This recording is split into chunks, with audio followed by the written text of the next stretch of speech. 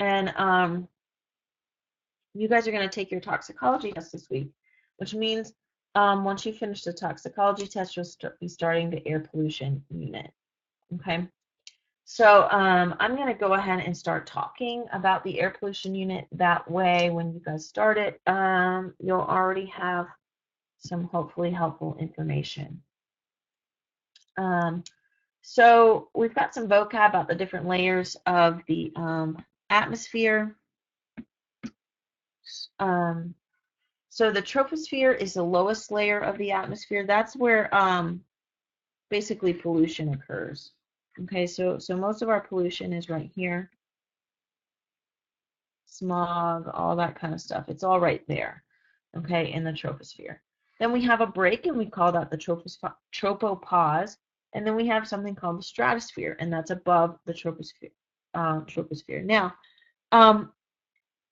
the stratosphere seems like it's a really low layer of the atmosphere, but it's actually pretty high. If you guys remember, I'm blanking on the guy's name, but he basically he was with Red Bull. I think his name was like Franz or something, and he like jumped from like a little spaceship slash balloon type of thing from the stratosphere down to Earth. And if you watch the video, he's basically in a spacesuit, and when he looks out, he can see that the Earth is round, but he's actually jumping from the stratosphere. So that's how high the stratosphere is. It's really, really high. Okay. Then we have a stratopause, which is a break, and then we have not like a break in the atmosphere. The atmosphere still exists there, but it's like a break between the two layers. And then we have the mesosphere, and then the mesopause, and then the thermosphere. And the temperature in these layers changes with height. Okay.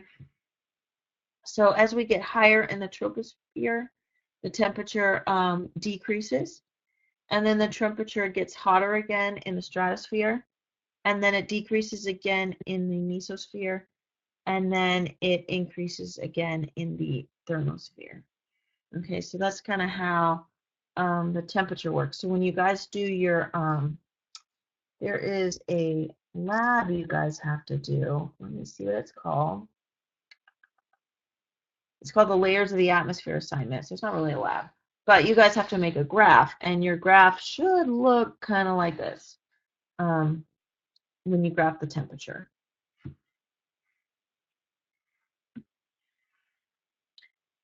So now we can talk about weather versus climate. This is a big deal. My dad apparently still doesn't know the difference between weather versus climate. Whenever we have a cold day like today, he'll call me and say, "So, how about that global warming?" Okay, so global warming affects the climate. The weather is day to day. Okay, so day to day variations in temperature, air pressure, wind, humidity, that kind of stuff. So when you see those, I see these pictures on Facebook all the time where they say like Monday in Florida and it's sandals, and then Tuesday in Florida it's like, or Georgia it's like sweaters, and then Wednesday it's like they're like super bundled up, and then Thursday it's like flip flops again. That's weather. Okay, day to day variations. The climate is long-term weather patterns in them. So this is something that happens over long periods of time, not day to day. Okay, so climate could be more something like usually it's cold in the winter. Usually it's warm in, broad generalizations, that's climate. And then meteorology or meteorologists, they study weather and climate. So this is really important when we start talking about climate change. Then we can talk about convection currents. If you remember convection from your physics class, if you've had a physics class, it's basically when a liquid or a gas travels in a circle like this. So you could have a convection oven, and in a convection oven, you've got whatever you're cooking, right? Let's say we're cooking, I don't know, bread. Okay, let's say that's bread. It will it circulates the air in a circular pattern to cook your food, and it's supposed to give you better even cook. It's better for baking and stuff like that, but I don't know. I'm not very good at cooking or baking, so I wouldn't know. My experience with convection oven is a much more regular oven. Um, In the atmosphere, convection currents generally move from west to east, as you can see here. So this is right.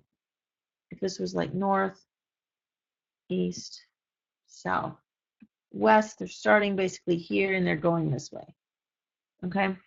And they basically bring day-to-day changes in weather. So you can kind of look what's happening in the west, a lot of the northwest, a lot of times that stuff will come over this way. Not necessarily the northwest of the United States, but the weather to the north and the west of you will tend to get there. Like, for example, my parents live in Savannah. So they'll ask me the weather, and then the next day they usually get some variation of the weather that I had at my house in north of Atlanta because I'm to the northwest of them.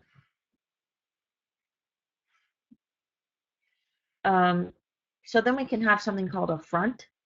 And this is basically a boundary that forms when air masses of different temperatures meet. A lot of times you'll see, like on the Weather Channel, meteorologists will say, no, the weather front, the cold air front, or a hot air front, or whatever. And that is basically a layer of water, that temperature of air, and it's kind of mixing where it hits the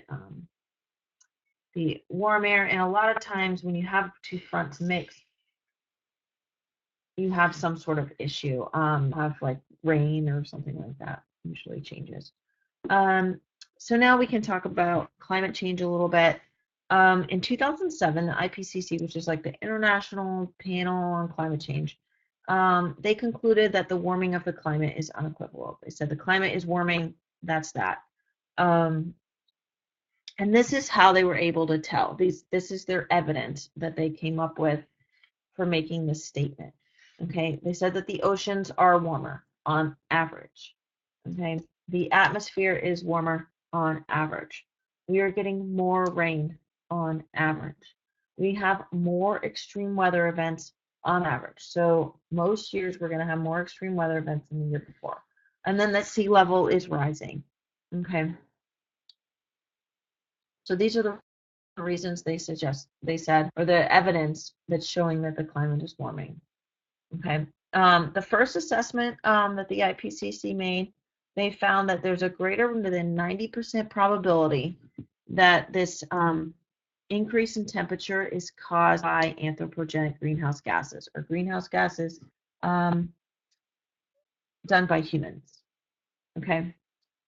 Or emitted by humans. Okay. CO2 in particular has risen 39%. And this is because we burn fossil fuels and we burn forests. And those are the biggest two reasons that CO2 is emitted. CO2 is actually not the most potent greenhouse gas. For example, methane is much more potent. It affects climate change much more than CO2, but CO2 is the most common one that is emitted. And so basically you can see in this graph, you can see that as the years go on, the concentration of CO2 on average is going up. Okay, that's basically kind of what that blue line is.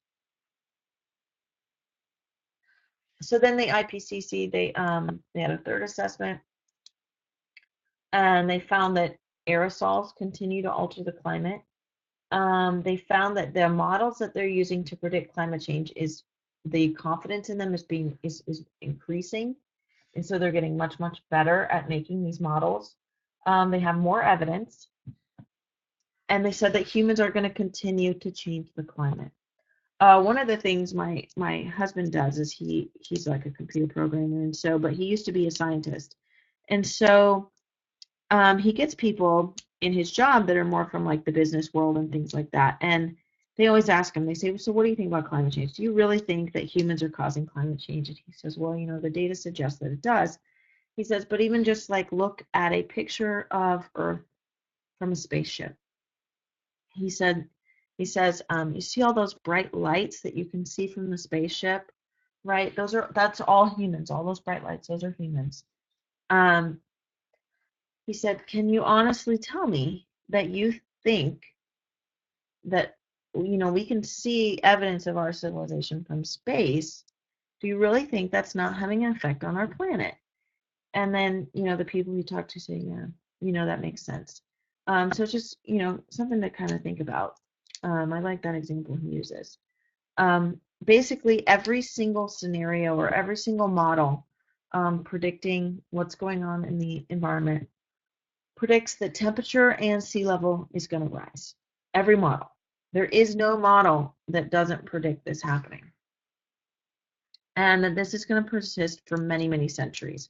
Okay, even if we stopped emitting all the CO2 that's being emitted, if we stopped it right now, right this second, we will still have, our climate will still continue to get warmer, and sea levels will continue to rise because a lot of these greenhouse gases will mix with other gases in the environment and form more of themselves. And so that it's like a perpetuating cycle or a positive feedback loop. And so they said that we need to do something about this. Then the climate history. So let's talk about what historically our climate's done, and then we can kind of see present day. So between 1100 to 1300, we had something called the Little Ice Age, or the warming period, sorry. Between 1100 and 1300, we had this warming period. And then between 14 and 1850, we had something that they called the Little Ice Age, which is basically, it's just a warm period, or it's just a cold period, okay? So if you look here, this is what they consider to be the Little Ice Age, this little dip, okay? And then they suggest this part is this warming period, okay? And then from 1976 to the present, see the temperature is just increasing, increasing, increasing. Okay, and so this is basically what our climate has looked like over the past, excuse me, over the past 1,000 years.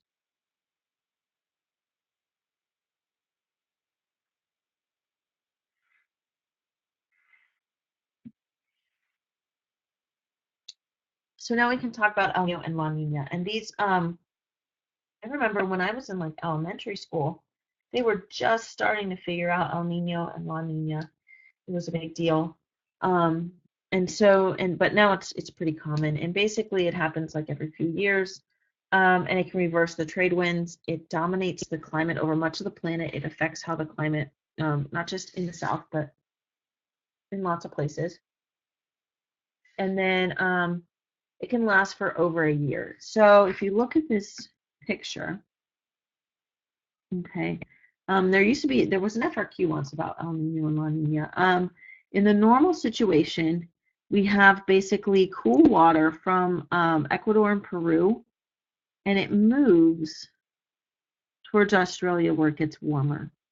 Okay, and you have a bunch of winds heading that way. And so not only is it warmer this way, but the sea level is just a little bit higher on this side than the other side. It's kind of like this, but it's over huge, the whole planet. You don't really see it. Okay. So then let's adjust this. When we have El Nino, it basically reverses the situation. So we still have the trade winds going the same way. They're weak. They're not as strong, right? And then because they're weak, this warm water goes towards Ecuador and Peru. So it makes Ecuador and Peru warm instead of how it's usually cool. Okay, which can affect the climate in those areas. It also changes the pressure. So you can see that in Australia during an El Nino, we're going to have a higher pressure where we in a normal time will have a lower pressure. And then it also affects the rainfall. Okay, so Australia is going to be much, much drier when the countercurrent is going away from for Australia rather than towards. Okay, so it just completely affects the whole the weather of the planet. Now the greenhouse effect. We hear about this all the time. The greenhouse effect, the greenhouse effect, the greenhouse effect. But what does it mean, right? We talk about it all the time. You guys post all the time. It can affect the greenhouse. It can cause the greenhouse effect or whatever. So what is it? Basically, sun energy hits the earth, and a lot of it gets absorbed into the earth, into the planet, okay, and warps the planet. Some of it, though, bounces back, okay? Some of it bounces back. Now, what happens is that when these greenhouse gases build up more than normal in the atmosphere, this extra solar radiation doesn't bounce back into the atmosphere. It gets stuck. Okay, it gets stuck on the planet and it can't get out. Okay, so it causes the planet to be warmer and warmer. And it's basically like an actual greenhouse. If you've ever seen one of those glass buildings that people grow plants in, that's a greenhouse. And those things do the same thing, right? Sun energy comes into those little glass buildings, but then the glass, all the walls and things, keep it from getting out, and it keeps that little building warmer than the outside. Okay, so that's kind of what's going on here. Now we want a little bit of this solar radiation to come in, right? We want some, otherwise it'd be very, very cold and we wouldn't be able to survive. Okay, but too much of a good thing is not a good thing, and then it gets too hot, and that's where we get the problems. Okay, then we have this word called albedo, is something that they talk about in environmental science. It basically has to do with like how, like reflections. So your planetary albedo is how much sunlight reflects to space before it reaches the ground, right? Things that increase planetary albedo or increase reflection are shiny surfaces. So some shiny surfaces on our planet, we have the ocean, icebergs or ice, right? Like Antarctica, things like that. And these things cause more sunlight to be reflected away, right? So they keep our planet cool. Now, let's say we have global warming occurring, right? And we don't have as much ice as normal. That means we don't have as much reflection off of the ice. So it's a positive feedback loop where global warming causes the ice to melt. Less reflection off of the ice causes the planet to be warmer, which causes more ice to melt, which causes less reflection, which causes more ice to melt. And then we have this positive feedback loop, okay?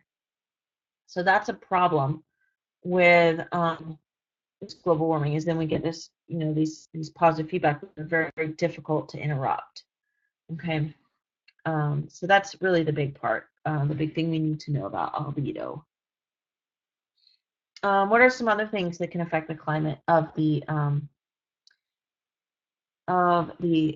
Earth? So volcanic activity, right? If sometimes volcanoes will release like ash. This is our volcano. It'll release ash and other particulates into the air, which then can kind of block out the sun, and they can cause the planet to actually be kind of cool, right? Because the sun can't get down there to the surface of the planet. Industrial aerosols, same thing.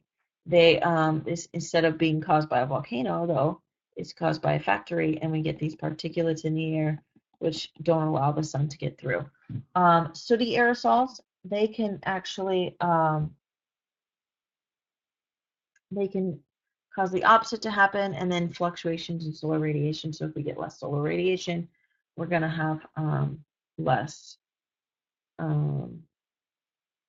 We'll get less heat or less radiation. Or if we have like a solar flare or something like that, we'll get more. Okay, so what is our evidence for climate change? We've talked about kind of some of the effects. So satellites can measure the temperature in the troposphere, and they can see if it's getting warmer or cooler. We can see that the ocean is warming. In the top graph, you can see that this is the heat content of the ocean, and you can see it's just going up and up and up, basically, the averages. We can have increases in warm temperature extremes and increases in frequency and the intensity of droughts. Some other things, rising Arctic temperatures, the Greenland ice sheet is melting, glaciers are retreating. This picture below, this first one is a glacier, and this was, I don't remember exactly what year it was, but it was a while ago. And then this right here, the glacier has retreated, and it's all the way back here. Okay, in that first picture, all the way back there is like, see this mountain right here is like covered up with glacier, and so it's like all the way back there. So it's lower, but it's also not up here either. Um, Changing rain patterns, and then ocean acidification. Basically, when we release this carbon dioxide into the ocean or into the atmosphere, the ocean is known as a sink of carbon dioxide as well as forests. And that means they absorb CO2. So the oceans are absorbing a lot of the CO2 emissions, which is good. It's protecting us from climate change being much worse. But the CO2, when it mixes with the ocean, it makes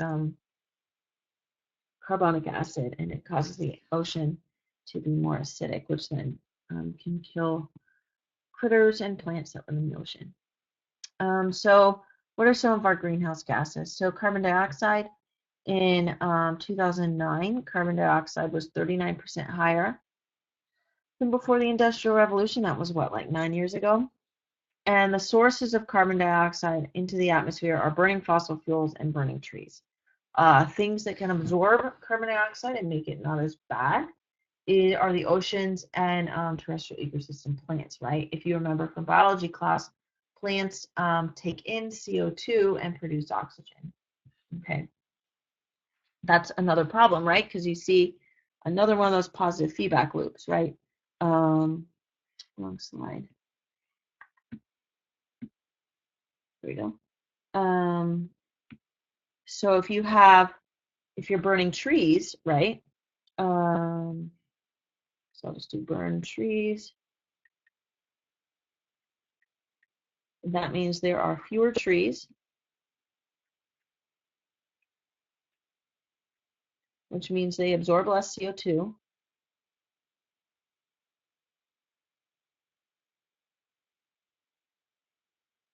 Okay, which means and burning trees also it also increases CO2, right? So then you've got this positive feedback loop where when you're burning trees, you're increasing CO2 in the atmosphere, and then you have fewer trees to absorb the CO2. Okay, so that's kind of a positive feedback loop as well.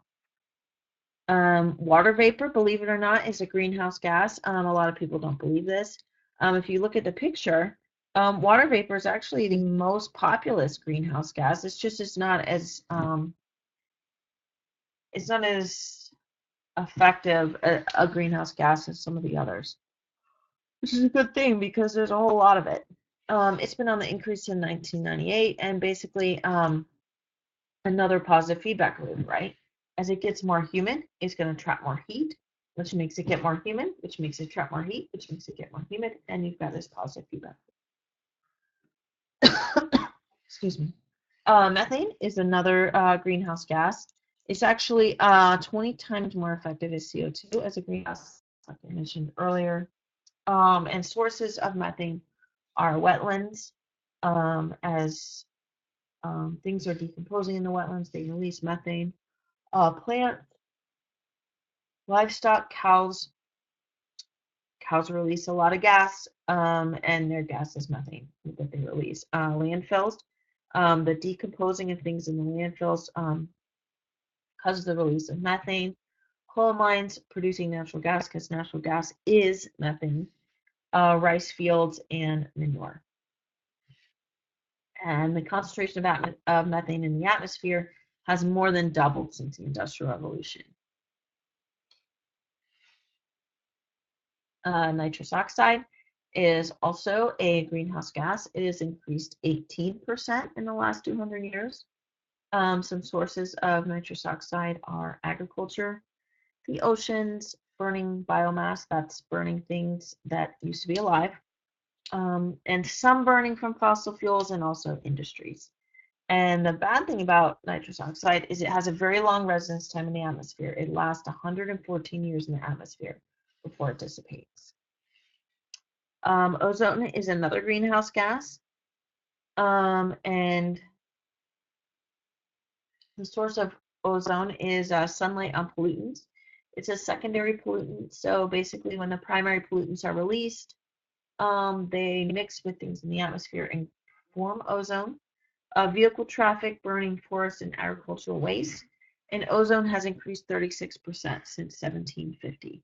And let's talk a little bit about ozone because there's a common misconception.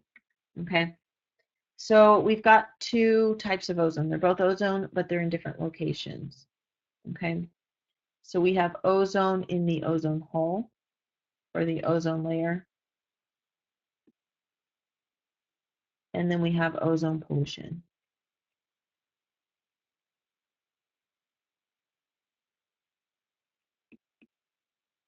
Okay, ozone pollution or ozone pollution is formed in the troposphere. Remember, that's very low.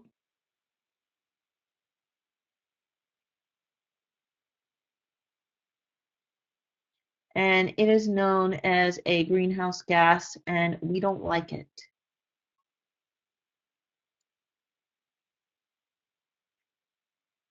Hopefully you can see this, and it's a negative, right? We don't like it.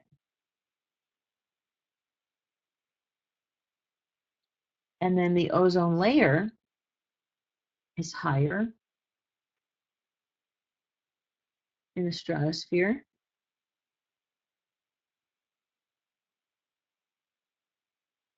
And it's a positive, it's important, right? Okay, so ozone down low, we don't like, and ozone up high, we do like. Okay, so that's really important because I see a lot of students getting that wrong, not just in virtual school, in regular classes too. Some other greenhouse gases are CFCs and halocarbons. These are found in refrigerants and solvents and fire retardants, and these are also things that destroy the ozone layer.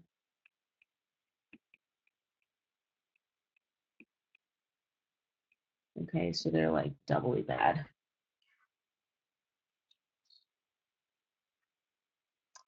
Then what is the future of climate change? So basically the models are all we have, right? You can't predict the future. If you could, you'd be a gazillionaire. Okay. So we can look at atmosphere and ocean circulation models. Um, these models have become very, very accurate. They're very, very realistic. There's tons of data going into them and lots of different factors being analyzed. And every single model shows a rise in CO2 and a rise in temperature. So that's very concerning. This graph is basically a projection. And the red part is what has already happened, and then these are the projections. So this one is the most conservative prediction, and this is the most dire or pessimistic prediction. Okay, and you can see that all of them still suggest a rise in temperature, right? And it's not a huge rise in temperature. Like this one caps out at about 2.5 degrees Celsius. Okay, at 2.5 degrees Celsius, all of these things have happened already. Okay, so we've lost 20 to 80% of the Amazon rainforest. We've lost 10 to 80% of the animals in South Africa. All the coral reefs have bleached. 10 to 15% of species have become extinct. We've lost 8% of freshwater fish in North America. The polar ecosystems are increasingly damaged, and amphibians extinctions are increasing on mountains. And look, we're already here, right? So that's big problems. And then it can get worse, right? None of these models show a downward trend. Okay, that's unfortunate. So what could happen in the United States? What's the worst? What are some of the things that can happen? already the temperature's risen 2 degrees Fahrenheit over the past 50 years. That's Fahrenheit, not Celsius, okay? Precipitation has increased about 5% over the last 50 years, and the heaviest rains have increased 20% in the last 100 years. We're getting more extreme weather events during the past 40 to 50 years. It seems like I'm always hearing about a snowstorm or a tornado or a hurricane or something like that. And those are all extreme weather events. Sea level has risen about 2 to 5 inches during the past 50 years. There's a cool thing on the National Geographic website about sea level rise, and you can like type in different areas, or it can tell you like how much, you can choose how much sea level rise, and then it'll show you like what things become underwater. It's really, really interesting. And then Arctic sea ice is also declining very rapidly. So what can we do, right? We know what's happening. Even if we stop it right now, it's going to still happen. So what can we do? There are two choices. Okay, we can adapt. We can anticipate this harm. We can plan adaptive responses. Animals can adapt, trees can adapt, things like that. Problem is, it takes a long time for animals and plants to adapt to new climates. So a lot of animals and plants, especially those with high generation times, those are things that reproduce relatively late, not viruses, bacteria, things like that, but like large mammals, trees, plants, things like that. They take a long time to adapt, and they'll probably adapt too slowly.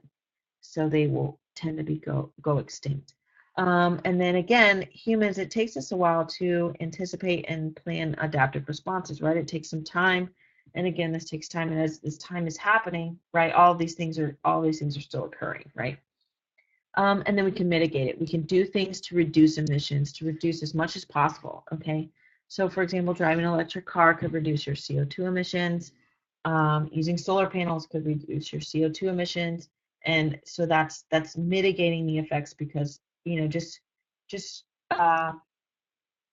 business as usual is obviously not going to work, and that's just going to make it worse, right? So usually skeptics tend to fall into three categories or three stages. So basically, in stage one, they say you're wrong, we can prove it. Okay, if you look at this picture, 13,950 articles from 1991 to 2012 talked about climate change, and only 24 rejected global warming. Okay, I think they say like 97% of scientists agree that global warming is occurring, and 3% don't. Okay, stage two is usually, okay, the climate is changing, but it's not that big of a deal. The threat's overplayed.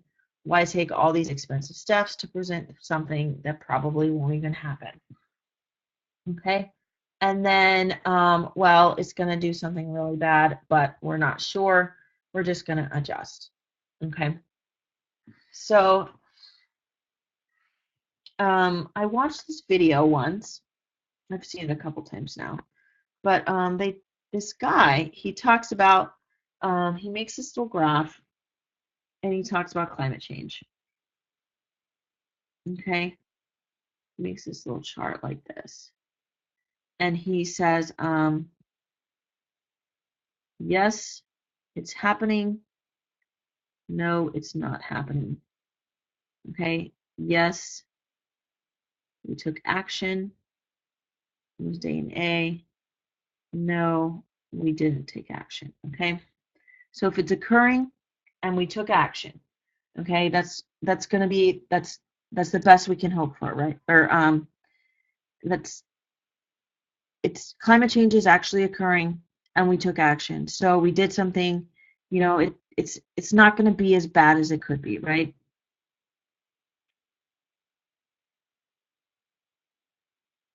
Okay, let's say we took action, or we didn't, it's not occurring, but we did take action. What happens? We spent money, and we adjusted our lifestyles for nothing. Okay. Now let's say it's occurring, but we didn't take action, right? All of those things we saw on that other chart, all of those things will happen, right? Um, all the bad things.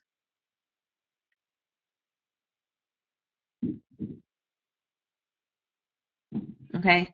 And then let's say it's not occurring and we didn't take any action. Phew, right? We lucked out.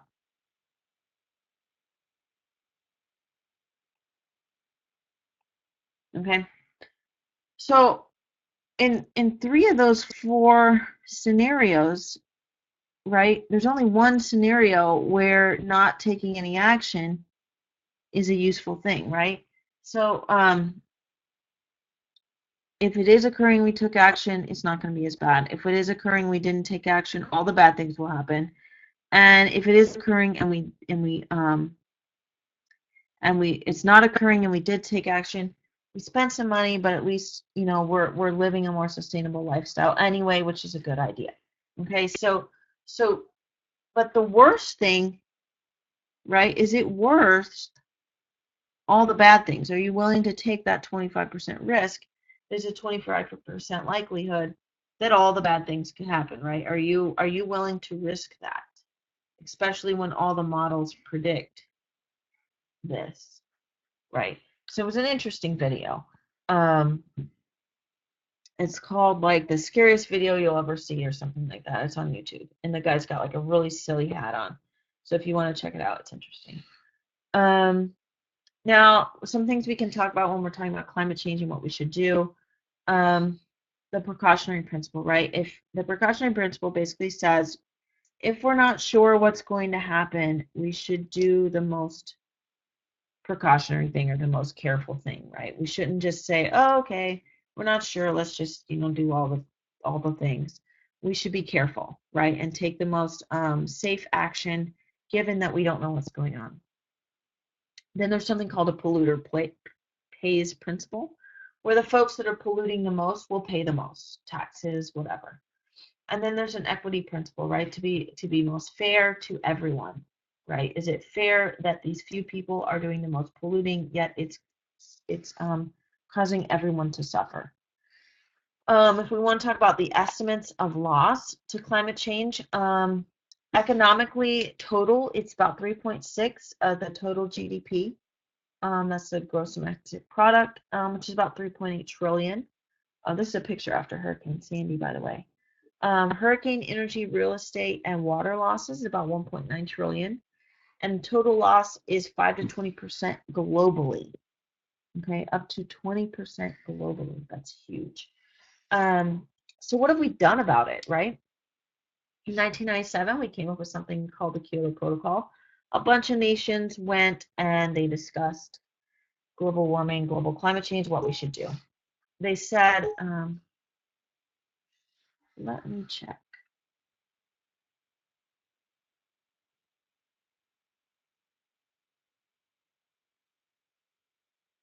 Yes, that's the guy. So he doesn't have the hat on in this video, but he's got other ones with the hat. But yeah, that's the guy with all the Coke cans in the background. That's right. Um, so basically, all these countries came and they agreed to limit their greenhouse gas emissions. They wanted to make it 5.2% below 1990 levels. The problem is a lot of folks refuse to sign the Kyoto Protocol. The United States, which emits 20% of the greenhouse gases, they said no, and so did Australia. They said, and it was George Bush and my husband. He was telling me about it, and he's like, "Yeah, well, I kind of see where he was coming from." So George Bush was basically said, no, it's not fair. He said it's going to hurt our economy too much. Developing countries, they don't have to sign it, and it's not fair that we have to have all of these restrictions on our industry, but they don't either. Because the developing countries, they refuse to sign it as well because they don't have access to a lot of renewable energies, and they're doing the best they can with the coal and the what they've got, and they said we didn't create this problem, so it's not our fault, and we're not going to try and fix it because it's not our problem. Okay. So this is kind of what happens. The goal was about 8%, and this is they achieved about 4%. So, mm,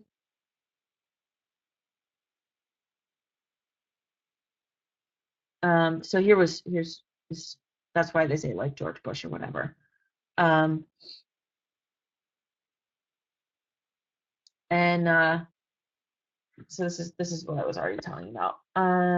Okay, so then in 2015 we had something called like the Paris Agreement, right? And this is the thing they've been talking about a lot because Donald Trump just withdrew from it.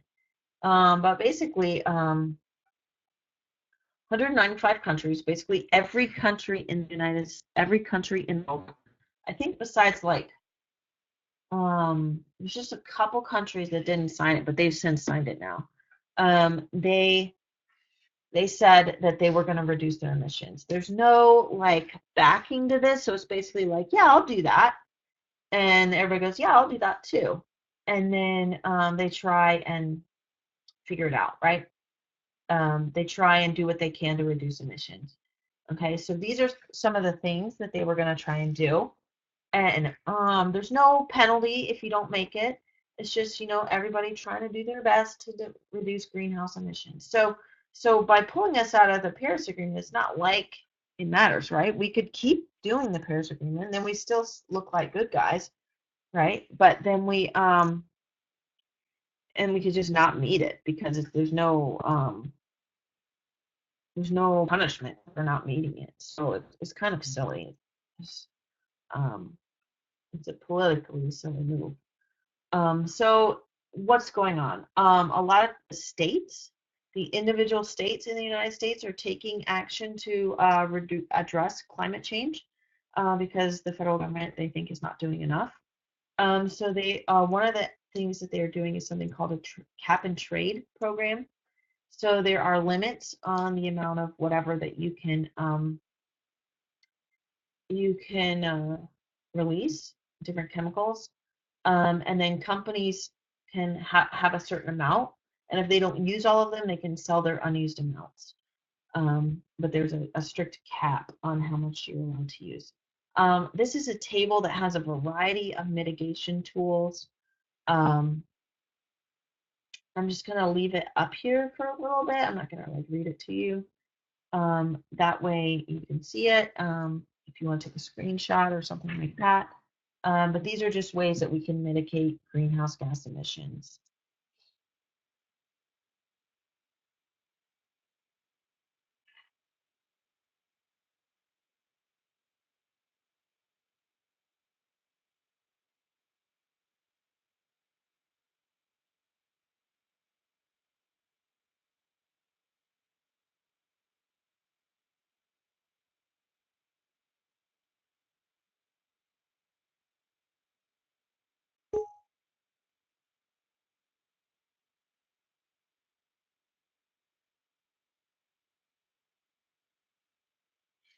Okay, so hopefully you got a chance to look at those. The videos link be available later. I don't think you can click on links in the non-live session in the recording. No. People will be able to like type that in, but the links to that won't be available later. Or they won't be able to click on it. This video that the session that we're both in, the link to that one will be available. I'll have it, I'll post it under user links in the course, and then I'll also put a link to it in the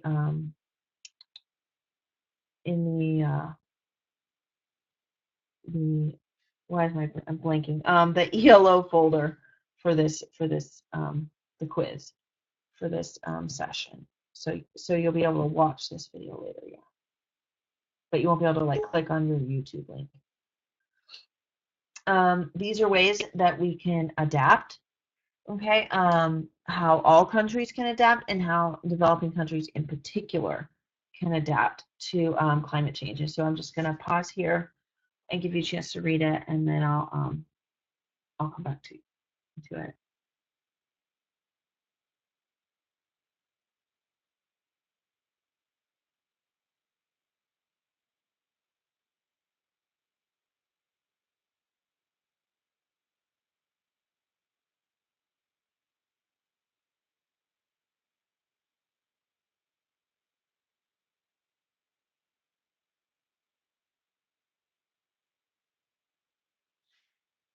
Okay, hopefully you got a chance to check those out. So, unfortunately, climate change affects people in poverty more than people that are relatively wealthy. And the most of the United States is relative are considered wealthy, even though I don't really consider myself a wealthy person. Worldwide, we're doing pretty good. Um, so basically, existing problems with poverty, right?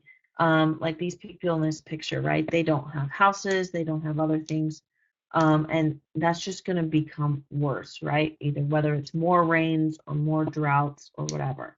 The countries with the fewest resources are going to have the greatest problem into climate change because they won't have as many resources to help combat climate change. We'll have difficulty getting goods and services, getting things to other countries, things like that, getting things to people that don't have a lot of money.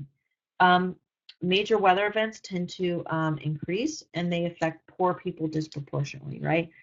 So let's think about this Hurricane Irma that happened recently. Those that could evacuated, those that had money, those that had a place to go, those that could afford a hotel, that had a car, whatever, they were able to evacuate. Same with Hurricane Katrina.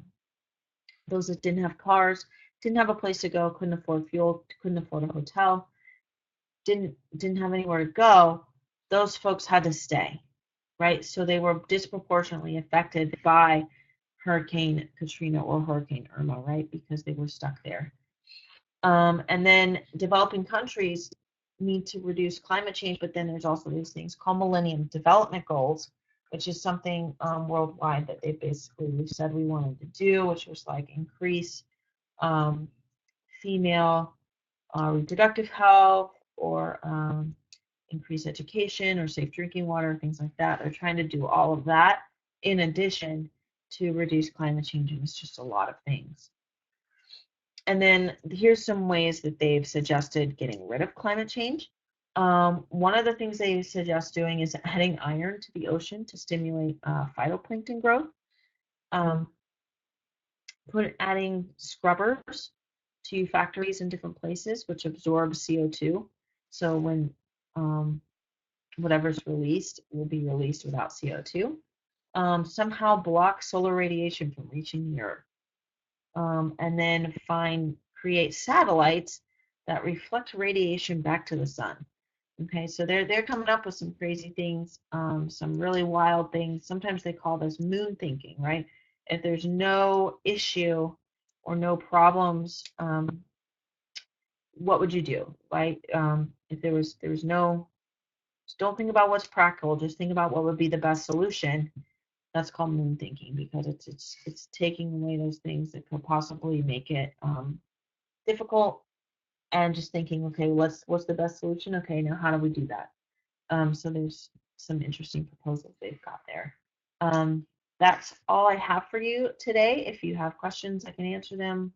Otherwise, you're free to go. Have fun tonight, or enjoy the rest of your night.